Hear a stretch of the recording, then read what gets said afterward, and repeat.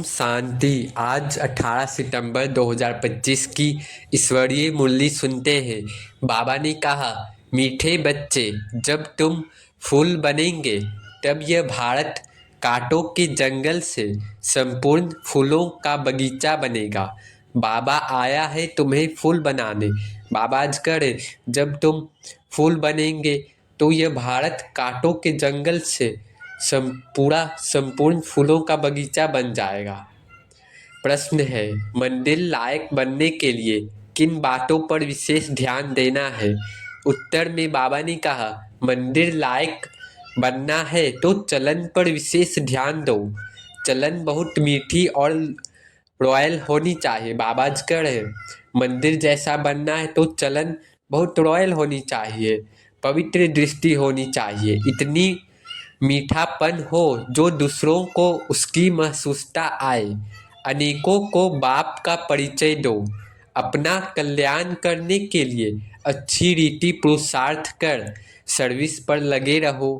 गीत है, बदल जाए दुनिया ना बदलेंगे हम। ओम शांति। मुरली मुख्य पॉइंट्स हैं। पहला, फूल बनो, कांटे मत बनो। बाबा हमें फूल बना रहे हैं ताकि भारत कांटों के जंगल से फूलों का बगीचा बने। फूल बनने के लिए मीठा और रॉयल चलन जरूरी है। दूसरा, मंदिर लायक बनने की शर्त, चलन बहुत मीठी, रॉयल और आकर्षक होनी चाहिए। अपनी सेवा से अनेकों को बाप का परिचय दो। पुरुषार्थ और सर्विस में लगे रहो। तीसरा, बाप माली और बागवान। निराकार शिव बाबा माली बागवान है जो हम सबको फूल बनाते हैं। ब्रह्मा रथ है जिसके द्वारा बाबा समझाते हैं। भारत की रूहानी सेवा। बाबा कह रहे, हम तन मन धन से भारत को पतित से पावन बनाने की सेवा करते हैं। ब्राह्मण सेवा सर्वोच्च है। शूद्र से ब्राह्मण फिर देवता बनना ही है।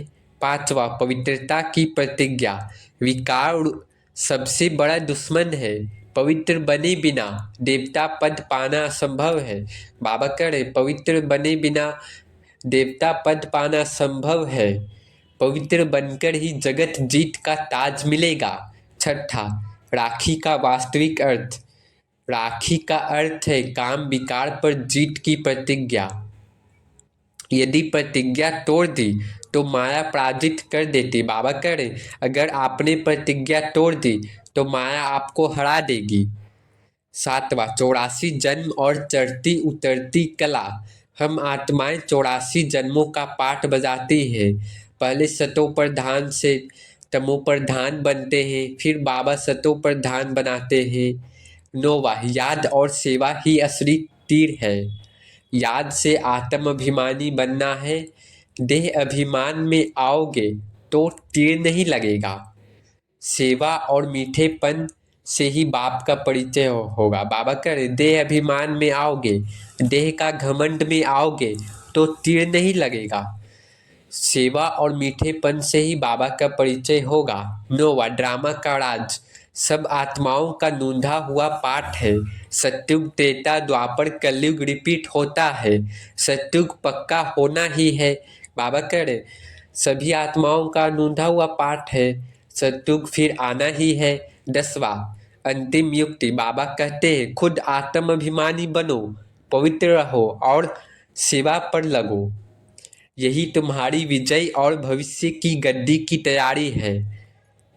अब नशा चढ़ाने वाले पॉइंट्स हैं। हम बाबा की रूहानी मिलिट्री हैं। 5 विकारों पर जीत पाकर जगत जीत बनने वाले हैं। अब धारणा पॉइंट से पहला, चलन बहुत मीठा और रॉयल बनाना है। बाबा कह रहे, चलन बहुत मीठा और रॉयल बनाना है। दूसरा, तन मन धन से भारत की सेवा करनी है। पवित्र बनाने की, भारत को पवित्र बनाने की सेवा करनी है। तीसरा, पवित्रता की पक्की प्रतिज्ञा निभानी है। चौथा, आत्म अभिमानी रहकर सेवा करनी है। पांचवा, हर कदम श्रीमत पर करके बाप का परिचय देना है।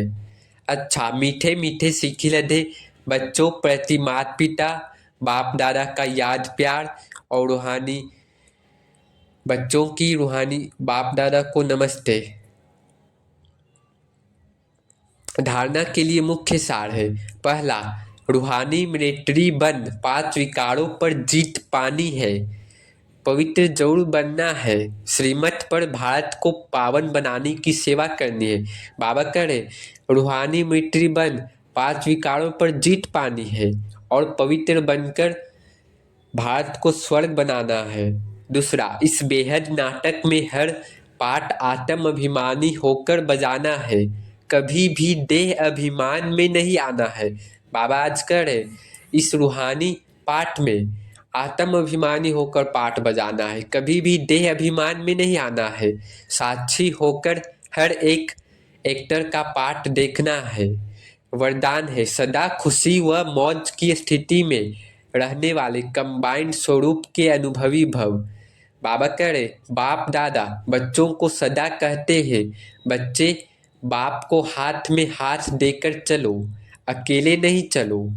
बाबा आज कह रहे बच्चे हमेशा बाप के हाथ में हाथ देकर चलो, अकेले नहीं चलो। अकेले चलने से कभी बोर हो जाएंगे, कभी किसी की नज़र भी पड़ जाएगी। बाप के साथ कंबाइंड हूँ इस स्वरूप का अनुभव करते रहो तो कभी भी माया की नज़र नहीं पड़ेगी। बाबा आज करे बाप के साथ कंबाइंड हो इस स्वरूप का अनुभव करते रहो तो कभी भी माया की नज़र नहीं पड़ेगी, किसी और की चलन नहीं पड़ेगी और साथ का अनुभव होने के कारण खुशी से मौज से खाते चलते मौज मनाते भी रहेंगे। धोखा व दुख देने वाले संबंधों में फंसने से भी बच जाएंगे। स्लोगन है योग रूपी कवच पहन कर रखो तो माया रूपी दुश्मन का वार नहीं लगेगा।